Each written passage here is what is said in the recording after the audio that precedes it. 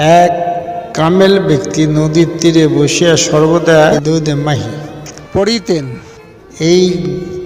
ওই নদীর একটি রুগ্ন মাছ সর্বদা শুনিতে শুনিতে শিখিয়া ফেলিল ও পড়িতে লাগিল। ক্রমশ মৎস্যটি রোগ আরোগ্য হইতে লাগিল এবং তাহার শরীরের রং বদলাইয়া সোনার বরণ ধারণ করিল। দৈবাৎ একদিন এক ইহুদির জেলের জালে মৎস্যটি ধরা পড়িল।